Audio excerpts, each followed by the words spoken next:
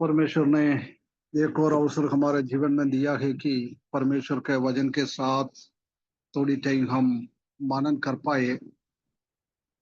पिछले कई हफ्तों से हम the glorious appearance of the Lord Jesus Christ, प्रभु यीशु मसीह का महिमा में प्रकट होने का बातें, और उसी के साथ साथ क्या क्या आखिरी टाइम में हो रहा है, उसी बात को हम सीख कर आ रहा था। अ, इन प्रभु यीशु मसीह पहले कलीसिया को लेने के लिए आएगा। उसके तुरंत बाद स्वर्ग में हम पहुंचने के बाद the judgement seat of Christ, प्रभु यीशु मसीह का न्याय का सिंहासन विश्वासियों के लिए, विश्वासी ने उद्धार पाने के बाद अपना मृत्यु तक, नहीं तो प्रभु यीशु मसीह का आगमन तक क्या क्या किया है, उसी के फलस्वरूप हम इनाम पाने वाला है जजमेंट सीट ऑफ क्राइस्ट। उसके तुरंत बाद the marriage of the lamb, मेमने का भ्याग, शादी कलीसिया के साथ। हमको प्रभु ने प्रभु यीशु मसीह के साथ एंगेजमेंट करके रखा हुआ है।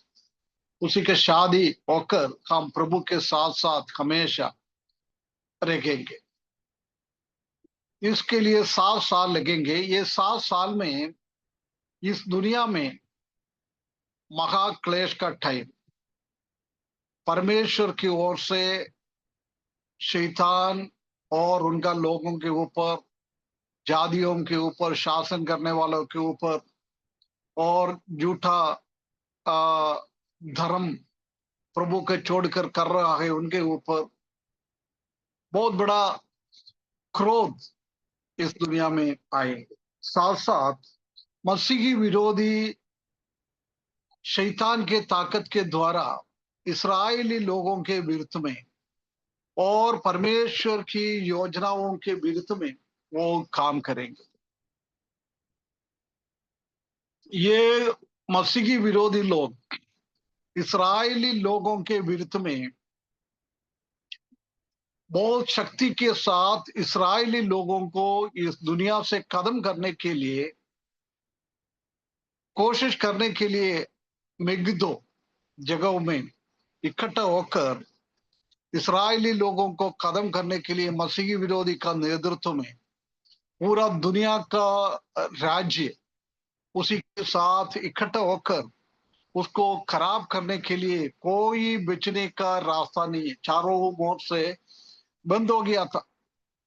उसी टाइम प्रभु यीशु मसीह महिमा में स्वर्गदूतों के साथ 7 साल पहले प्रभु यीशु मसीह ने कलीसिया को स्वर्ग में लेके गया है।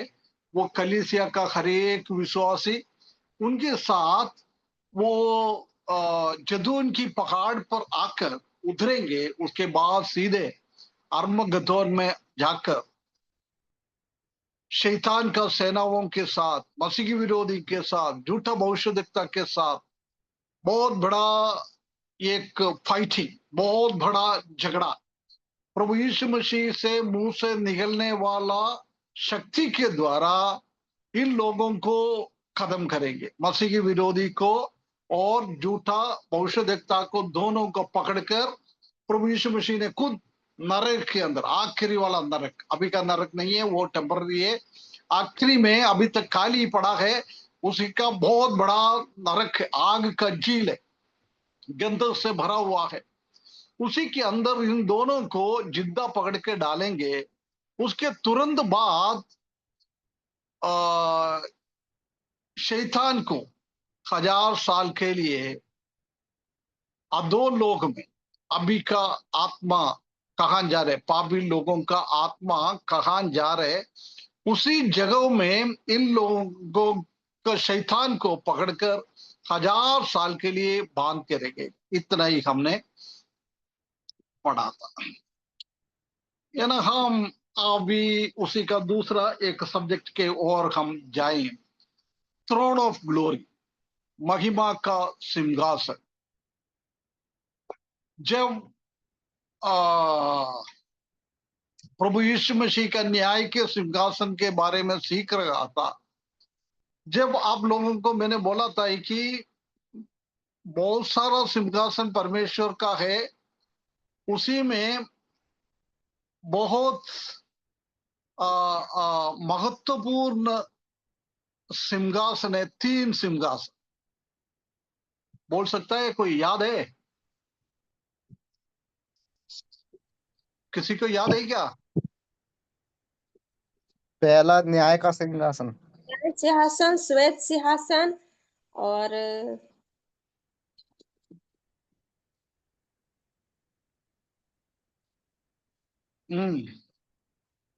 क्या बोला सशर? एक न्याय का सिंहासन। किसका न्याय का सिंहासन? प्रभु यीशु मसीह का न्याय का सिंहासन। हाँ, वो किसके लिए? न्याय का सिंहासन विश्वासियों के लिए। हाँ, सिर्फ विश्वासियों के लिए। वो कहाँ होगा? स्वर्ग में। स्वर्ग में। हाँ, उसके बाद श्वेत सिंहासन। श्वेत सिंहासन, ये सबसे आखिरी वाला है। हाँ, ये कब होगा? किसके लिए?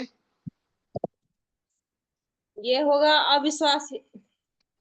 हाँ, अविश्वासी के लिए, पापी लोगों के लिए, पूरा शैतान का सेना, सबका जजमेंट होता है श्वेत सिंहासन के सामने। ये सबसे आखिरी 1000 साल प्रभु यीशु मसीह इस दुनिया में राजाओं का राजा बनकर शासन करेंगे। सबसे आखिरी में ये होएगा। हाँ,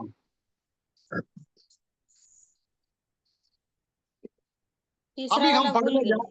अभी हम पढ़ने जा रहा है, ये दूसरा सिंहासन, महिमा का सिंहासन। ये एक्चुअली प्रकाशित जी, वाक्य में हम देख नहीं पाता है।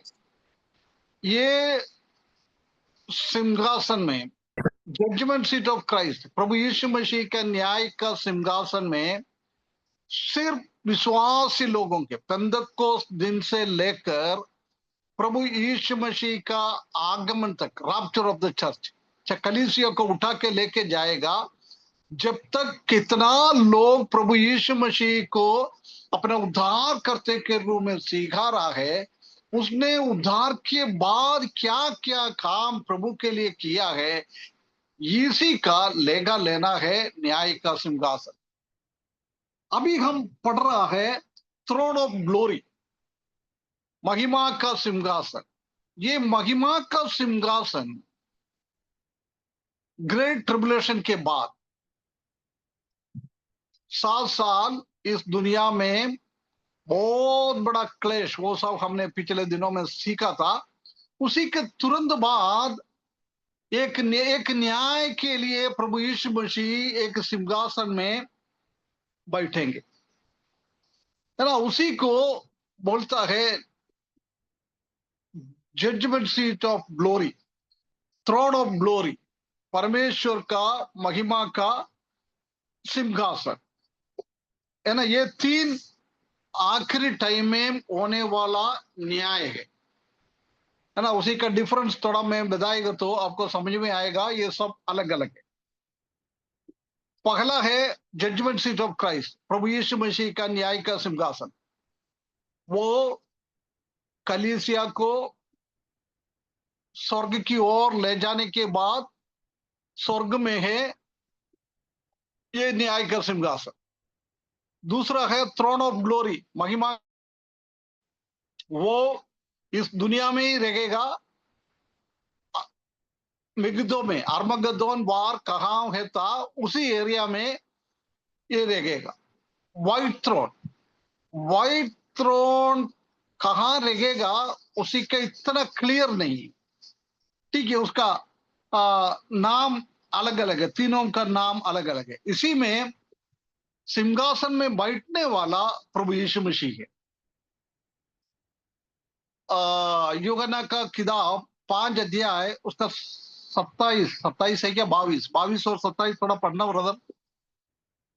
पहला 22 पढ़ना, देखना, उसके और बाद नहीं तो 27। और पिता किसी का न्याय भी नहीं करता, परंतु न्याय करने का सब काम पुत्र को सौंप दिया है।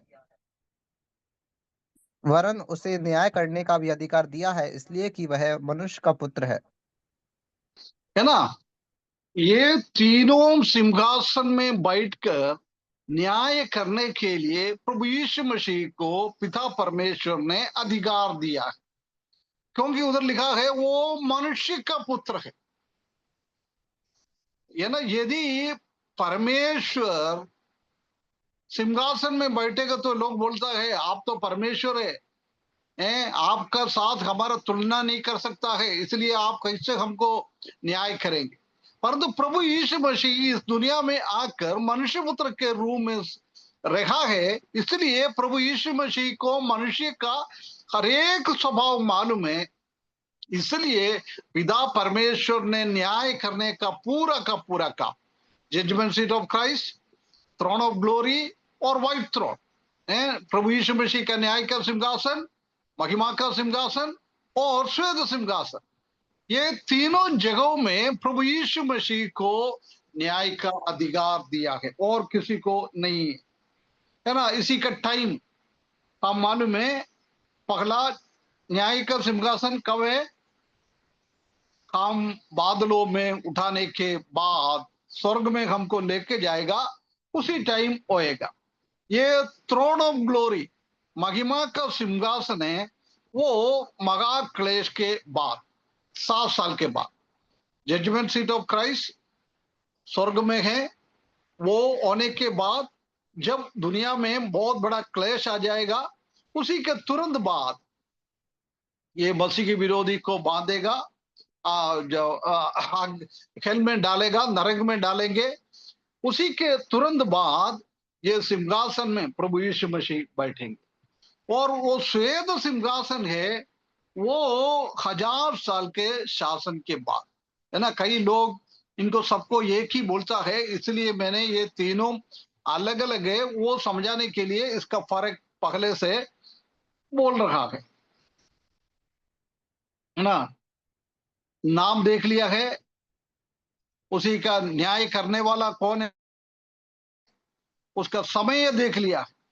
अभी ये कहाँ है ना। न्याय का सिंहासन, प्रभु यीशु मसीह का न्याय का सिंहासन कुछ लोग बोलता है बादलों में है, परंतु हम जानते हैं कि प्रभु यीशु मसीह सीधे हमको स्वर्ग में ले जाएगा, इसलिए बादलों में नहीं है, स्वर्ग में ही रहेगा।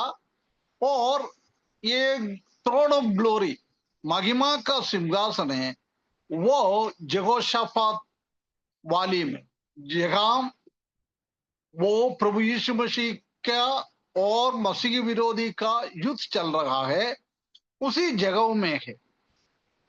परंतु व्हाइट थ्रोन, श्वेत सिंहासन, हम नहीं जानता है ये कहाँ है, क्योंकि ये श्वेत सिंहासन रखने के पहले पृथ्वी को भस्म करेंगे, है ना। इसलिए वो नहीं सकता है, पृथ्वी पे नहीं हो सकता है, हो सकता है कहीं ना कहीं ठीक है किधर हो, हमको उससे कोई फर्क नहीं पड़ेगा है, ये हम देख सकता है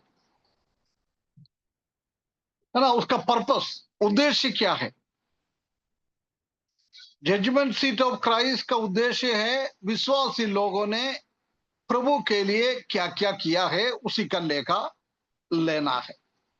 परंतु थ्रोन ऑफ ग्लोरी, महिमा का ये उद्देश्य है कि इस्राएली लोगों को महाक्लेश के टाइम कैसे आसपास का लोग मदद किया है, उसी के हिसाब से व्हाइट थ्रोन, श्वेत सिंहासन है, हर एक पापी लोगों का, उनका काम विश्वास नहीं किया है, उनका कामों के द्वारा उसी का न्याय करेगा, है ना। न्याय का सिंहासन के, प्रभु यीशु मसीह का न्याय का सिंहासन के सामने उसी का हमारा हिसाब कर रहा है बाइबल के हिसाब से। बाइबल में हमको विश्वासी लोगों को क्या क्या करने के लिए बोला है, इसलिए बाइबल के हिसाब से हमारा हो जाएगा। परंतु ये थ्रोन ऑफ ग्लोरी, उसी में उन लोग ने क्या क्या किया है, उसी टाइम में उन लोगों ने क्या किया, उसका कोई किताब नहीं है, कोई व्यवस्था नहीं। लोगों को 3.5 साल पकड़ा। 3.5 साल तो ठीक था, इसराइली लोगों को इतना परेशान नहीं था। आखिरी वाला 3.5 साल में ये मसीही विरोधी उनको कष्ट और तकलीफ देने के टाइम उसने कैसा उसका मदद किया है वही है। उसके बाद हम देख सकता है कि ये व्हाइट थ्रोन श्वेत सिंहासन में यही है कि वो उनका नाम जीवन के किताब में लिखा है क्या नहीं लिखा है, क्योंकि उसने उद्धार नहीं पाया है ना, उसी हिसाब से होता है। अभी हम देखेंगे इसी में कौन कौन न्याय का सिंहासन के सामने, प्रभु यीशु मसीह का न्याय के सिंहासन के सामने हर एक विश्वासी लोग, और महिमा का सिंहासन के सामने है इस्राएली लोगों के चारों ओर रहने वाला लोग, अधिकतर अरबी लोग, और श्वेत सिंहासन के सामने हर एक पापी लोग आ जाएगा। अभी हम इसका रिजल्ट क्या है, परिणाम क्या है ना। न्याय के सिंहासन के सामने, प्रभु यीशु मसीह का न्याय के सिंहासन के सामने दो चीज है। एक, ये सब हमने पहले पढ़ा है, क्या क्या है, रिवॉर्ड है और लज्जा। हाँ, प्रतिफल और लज्जा, ये दोनों चीज न्याय के सिंहासन के सामने मिलेगा। और ये श्वेत सिंहासन, सॉरी, ये थ्रोन ऑफ ग्लोरी, महिमा का सिंहासन के सामने कुछ लोगों को नरक के लिए, और कुछ लोग प्रभु यीशु मसीह का 1000 साल शासन कर रहा है, वो मिलेनियम में 1000 साल का शासन में उसके साथ चले जाएंगे, है ना। एक पहले वाले में सिर्फ स्वर्ग में जाएगा, परंतु उसको इनाम और लज्जा ये दो ही है, उसके बाद वो स्वर्ग में है रहेगा वो। परंतु इधर कुछ लोग नरक के लिए, कुछ लोग प्रभु यीशु मसीह के साथ 1000 साल शासन करने के लिए। परंतु श्वेत सिंहासन में हरेक को नरक है, नरक के अंदर डालेगा। समझ में आया तीनों को फर्क? हेलो, आ गया आ गया। महिमा में फिर से बोलिए अंकल भैया, है क्या क्या? महिमामय वाला फिर से बोलिए। महिमा का सिंहासन के पूरा मतलब क्या रहेगा वो वाला, क्या परिणाम, होगा उसके अच्छा परिणाम, हाँ। परिणाम जी। अभी हम सीखने के लिए जा रहा है, इस्राएली लोगों को ये महाक्लेश के टाइम कुछ आसपास का अन्य जाति लोग मदद करेंगे। उसको हमको मालूम है वो 666 का नंबर नहीं लगाता है, उसको खाने के लिए पीने के लिए कुछ मिलता नहीं है। जब आसपास का इस्राएली लोग उनको खाने के लिए पीने के लिए, शैतान ने उसको बंदी गृह में डालेगा तो उधर जाके मिलेंगे, उनको मदद करेंगे। वो मदद करने वाला लोग प्रभु यीशु मसीह के साथ 1000 साल शासन करने के लिए अभी जाने वाला है। उसी के साथ उन लोग प्रवेश करेंगे। जिसने इन लोगों को कुछ मदद नहीं किया है वो लोगों को नरक के लिए अलग कर करेंगे, उसको तो नरक में जाना है। आया समझ में? आया सिस्टर? तो यही लोग सिर्फ क्या, यही लोग महिमामय सिंहासन के सामने खड़े रहेंगे? कौन? यहूदी लोग, हाँ, यहूदी ये लोग मतलब भी है। इजरायली लोग। हाँ, वो मैं अपन सीखने के लिए जा रहे, वो भी है ना, वो अपन सीखने जा रहे हैं अभी। तो अभी से क्या है, ये तीनों अलग अलग है, क्या है वो समझाने के लिए मैंने इतना डिफरेंस बता दिया आपको। अभी हम डिटेल्स में जाएंगे, उसमें कौन है, क्या है, क्यों ऐसी हो रहा है, सब चीजों को हम देखेंगे। आइए, मत्ती सुसमाचार 25 अध्याय का 31 से लेकर 46 पद तक एक एक पद थोड़ा पढ़ते जाइए। माथ्यू चैप्टर 25 31 से 46 इधर ही लिखा है महिमा का सिंहासन के बारे में। कोई प्रकाशित वाक्य में इसका कोई लेखक हम देख नहीं पाता है, परंतु इधर प्रभु यीशु मसीह ने खुद ही उसके बारे में बहुत क्लियरली लिखा हुआ है। अंकल 31 है ना?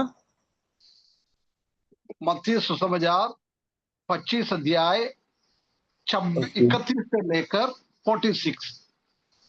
ओके।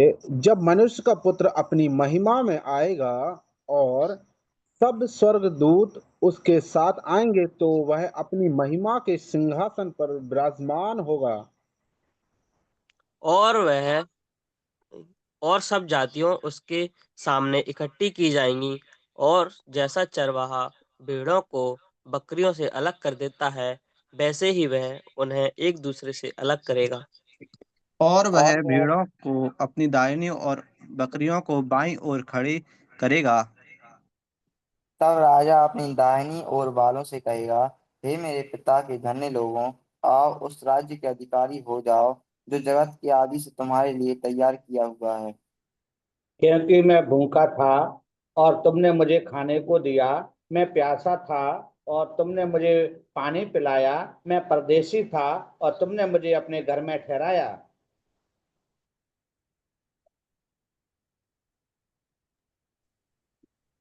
मैं नंगा था और तुमने मुझे मुझे कपड़े पहनाने, और बीमार था और तुमने मेरी सुधि ली। मैं बंदीगृह में था और तुम मुझे मिलने आए। हमने कब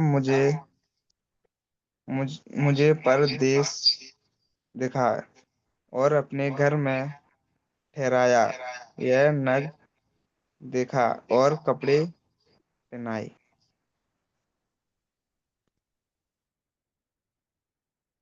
37 में लिखा हमने है, कब तुझे बीमार या बंदीगृह में देखा और तुझसे मिलने आए।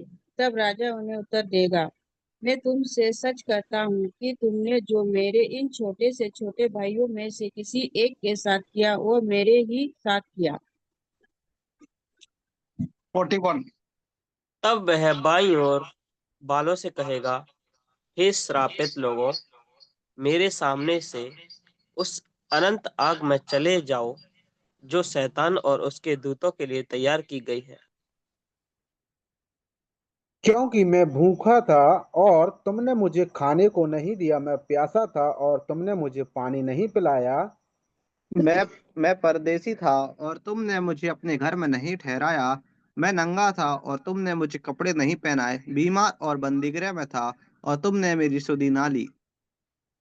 तब वे उत्तर देंगे तो प्रभु हमने तुझे कब भूखा और प्यासा, यह परदेसी, यह नंगा, यह बीमार, यह बंदीगृह में देखा और तेरी सेवा टहल ना की। तब वह वो उन्हें उन्हें उत्तर देगा, मैं तुमसे सच कहता हूँ कि तुमने जो इन छोटे से छोटे में से किसी एक के साथ नहीं किया, वो मेरे साथ भी नहीं किया। और ये अनंत दंड भोगेंगे, परंतु धर्मी अनंत जीवन में प्रवेश करेंगे।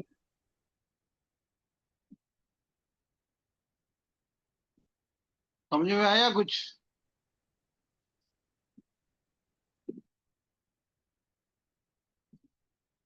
जी। ये लिखा है, तब मनुष्य का पुत्र। कौन है मनुष्य का पुत्र?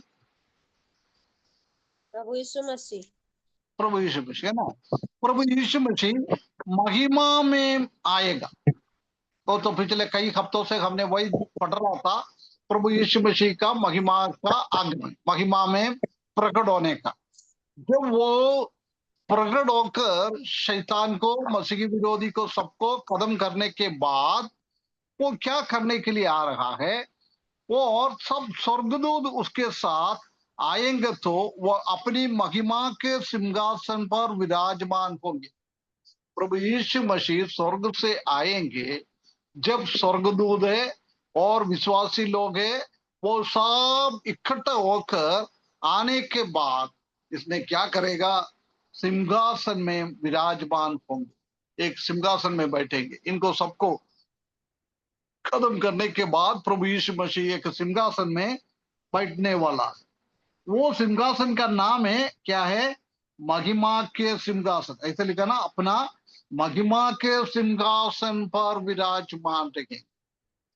ये महिमा, ग्लोरी, थ्रोन ऑफ ग्लोरी, इसका मतलब यही है कि बहुत प्रकाश में, ज्योति में बैठने वाला परमेश्वर। हम जानते हैं कि प्रभु यीशु मसीह ज्योति है ना, he is the light of the world, इस दुनिया का ज्योति है। वो हमेशा उनका ज्योति इतना तेजोमय है, वो तेजोमय ज्योति में बैठ जाता है।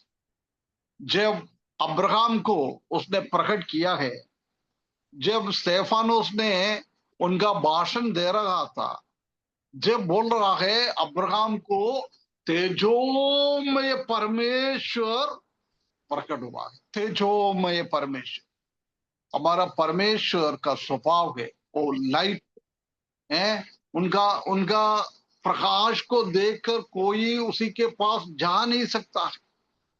कोई तो इतना उजाला है, इसलिए वो सिंहासन में कौन बैठता है उसी को मालूम नहीं पड़ता है। प्रकाशित वाक्य 14 अध्याय में हम देख सकता है कि स्वर्ग खोलकर यूहन्ना को स्वर्ग का दर्शन दिया है। यूहन्ना ने वो स्वर्ग में क्या क्या है, सिंहासन के बारे में, लाइट के बारे में, ये उसके बारे में, इसके बारे में, परंतु पर उसमें बैठने वाला परमेश्वर को वो देख नहीं पाता है। इतना तेजोमय है ना, वो तेजोमय पर आएगा। उसके बाद हम देख सकता है शाऊल है ना, कलीसिया को खत्म करने के लिए दमस्कुस की ओर जा रहा था। दोपहर को 12 बजे सूरज जितना तेज है, उससे भी बढ़कर बहुत बड़ा एक प्रकाश तेजोमय पौलुस ने देखा है। उसी को देख नहीं पाया, वो आंग का शक्ति के कारण उसका आंग अंधा हो गया है, देख नहीं पाया। ऐसी एक स्थिति में रहने वाला है हमारा परमेश्वर। वो परमेश्वर, इधर हम देख सकते हैं कि वो तेजोमय परमेश्वर है ना। एक पद और पढ़े, पगला तिमोथी 6:16, उधर भी हम देख सकता है कि हम ऐसी परमेश्वर है, उनके पास हम पहुंच नहीं सकता है। और अमृता केवल उसी की है, और वह आगामे ज्योति में रहता है, और ना उसे किसी मनुष्य ने देखा और ना कभी देख सकता है। उसकी प्रतिष्ठा और राज युगानुयुग रहेगा। आमीन। ना, उसको कोई देख नहीं पाता है, उतना है उनका चारों ओर का, उनका शरीर से निकलने वाला वो ज्योति के कारण कोई उसी को देख नहीं पाता है। इतना तेजोमय है वो, कोई भी वो तेजोमय प्रकाश में पास भी नहीं पहुंच सकता है ना। इतना तेजोमय है हमारा परमेश्वर। उसके बाद निर्गमन की किताब 33 अध्याय उसका 18 और 20।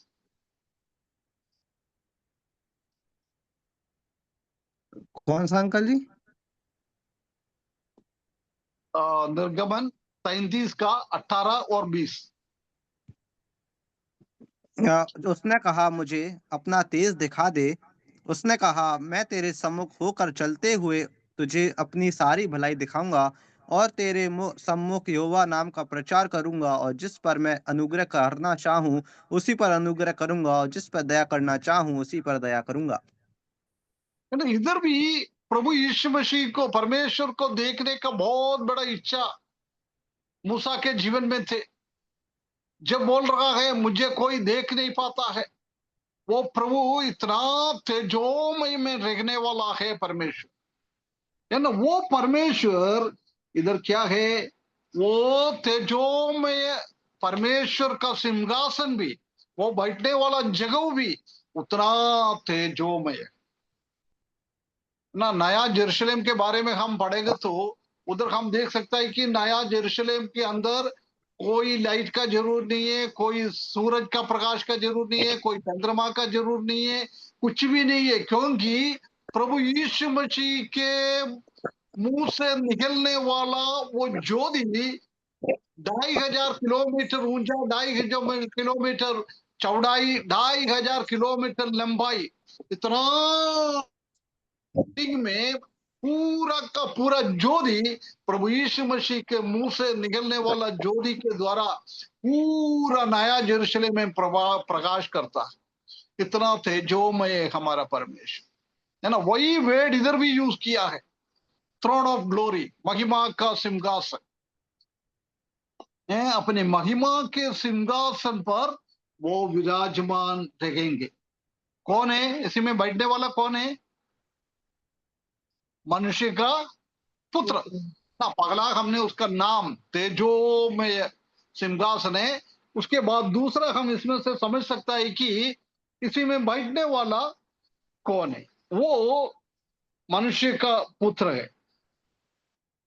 तो मैंने बोला था कि ये परमेश्वर के जैसी, परमेश्वर होते हुए आकर वो लोगों को न्याय नहीं कर रहा है, परंतु मनुष्यों का स्वभाव अच्छी तरफ से समझने वाला मनुष्य बनकर इस दुनिया में आया है।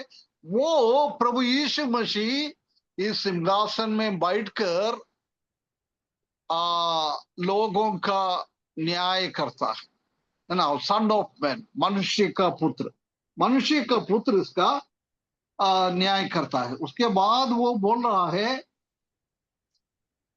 अपने पुत्र की महिमा के आएंगे, सब स्वर्गदूत उसके साथ आएंगे, वो अपनी महिमा के सिंहासन पर विराजमान रहेंगे।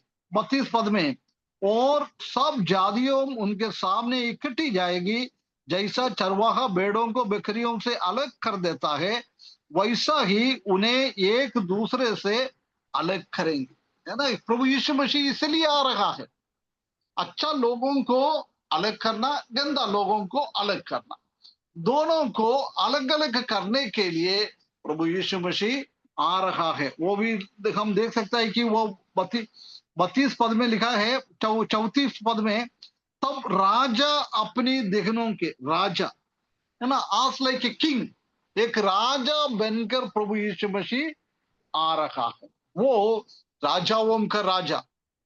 प्रकाशित वाक्य 19 अध्याय हमने 11 से आगे पढ़ने के टाइम हम देख सकता है कि उसके शरीर में लिखा हुआ है राजाओं का राजा। वो राजाओं का राजा इस दुनिया में बहुत बड़ा एक सम्राट बनकर शासन करने के लिए आ रहा है। वो प्रभु यीशु मसीह को राजाओं का राजा के नाम से हम जानता है। एक बहुत बड़ा सम्राट है। इस रोमियो में बहुत बड़ा बड़ा सम्राट थे, नीरो है, कॉन्स्टेंटाइन है, ऐसा बहुत सारा सम्राट थे। नबूकदनेस्सर भी बहुत बड़ा एक सम्राट था। बेलशस्सर एक बहुत बड़ा एक सम्राट था। उससे भी बढ़कर ये सम्राट तो वो उनका सम्राट है, राजाओं का राजा है। वो प्रभु यीशु मसीह ये दुनिया में आकर उनका पोजीशन को, उनका ग्लोरी, उसका महिमा, प्रभु यीशु मसीह का पोजीशन को दिखाता है, उसका पदवी को दिखाता है। क्या पदवी में रहने वाला है परमेश्वर, तेजोमयवान परमेश्वर, स्वर्ग में रहने वाला प्रभु यीशु मसीह, वो तेजोमय अनुभव में ही इस दुनिया में आ रहा है। पहली बार पापियों को बचाने के लिए वो आया था, जब एक मनुष्यावतार होकर पाप छोड़कर बाकी सब हमारे जैसा बनकर वो इस दुनिया में आया था। परंतु अभी इधर आ रहा है वो राजाओं का राजा, वो तेजोमय अनुभव में वो आ रहा है ना, ये राजाओं का राजा। उसके बाद वो भेड़ों की अपनी देखने और बकरियों को भाई और खड़ी करेंगे। भेड़ों और बकरिया, एक को देखने हाथ में, दूसरे को बाएं हाथ में। उसके बाद 34 में लिखा है, अपने देखने और वालों से कहे कि हे मेरे पिता के धन्य लोग, आओ उस राज्य के अधिकारी हो जाओ जो जगत के आदि से तुम्हारे लिए तैयार किया हुआ है। दो भाग में पढ़ेंगे। इधर हम देख सकता है कि 3 ग्रुप को देख सकता है। 3 ग्रुप, एक भेड़, ये देखने हाथ में। दूसरा ग्रुप है भाई हाथ में बकरियां, और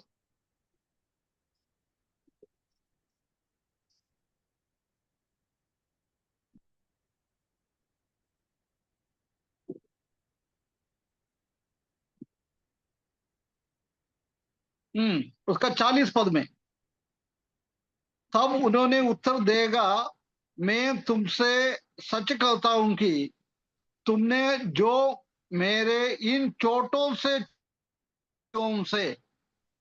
छोटे छोटे भाई, 3 ग्रुप, एक बाई हाथ में, एक देखने हाथ में, दूसरा सामने छोटा छोटा भाई। इसी में देखने हाथ में राइट हैंड में कौन खड़ा है? उन लोगों को प्रभु के साथ शासन करने के टाइम, वो 1000 साल में शासन करने का टाइम उन जाता है, परंतु उल्टा हाथ में खड़े होने वाला लोग है, वो नरक की ओर जाएंगे। इधर हम देख सकते हैं कि बहुत क्लियरली हमने अभी पढ़ रहा था, जब बोल रहा था कि है ना उसका 35 पद में, क्योंकि मैं भूखा था और तुमने मुझे खाने के दिया है, मैं प्यासा था और तुमने मुझे पानी पिलाया है, मैं परदेशी था, तूने मुझे अपने घर में ठहराया है। 36 में, मैं नंगा था, तुमने मुझे कपड़े पहनाया है, मैं बीमार था, तुमने मेरी सुधि ली, मैं बंदी गृह में था, तुम मुझसे मिलने आया, काम किया। 37 पद में, तब धर्मी उसका उत्तर देगा। धर्मी लोग है, ये कौन है? देखने हाथ में खड़ा है, वो धर्मी लोग है। वो क्योंकि प्रभु यीशु मसीह बोल रहा है, मुझे आप लोग ने ये अच्छा अच्छा काम किया।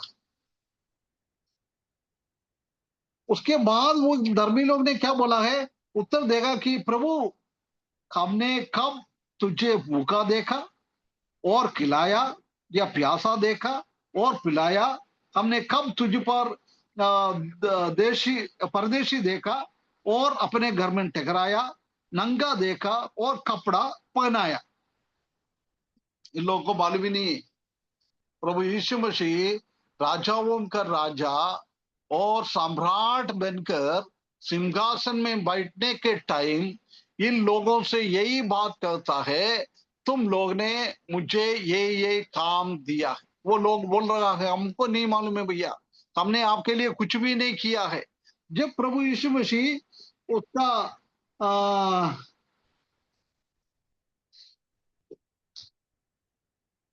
40 पद में, राजा उन्हें उत्तर देगा, मैं तुमसे सच सच कहता हूं कि तुमने जो मेरे इन छोटों से छोटे भाइयों से किसी एक के साथ किया है, वो मेरे ही साथ किया।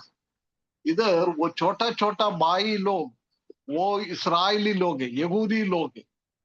हम जानता है कि ये आखिरी वाला 3.5 साल मसीही विरोधी लोग इतना तंग इन लोगों को कराया है, जब वो लोग क्या किया है, इन लोगों को मदद किया है। इसी में पूरा इस्राएली लोगों को भी कर दिया समझता है। उसके बाद क्या है, हम जानता है कि ये मसीही विरोधी शासन करने के टाइम इस्राएली लोगों के बीच में से एक एक गोत्र से 12,000 12,000 12,000 12,000 करके 12 गोत्रों में से 1,44,000 चुन लिया है। वो प्रकाशित वाक्य के 7वें अध्याय में और प्रकाशित वाक्य के 14 अध्याय में हम देख सकता है। ये लोगों को परमेश्वर ने क्या काम दिया है, वो परमेश्वर का वो छाप उसके माथे पे लिखाकर पूरा दुनिया में इन लोगों को राज्य की सुसमाचार सुनाने के लिए, अभी का अनुग्रह का सुसमाचार नहीं है।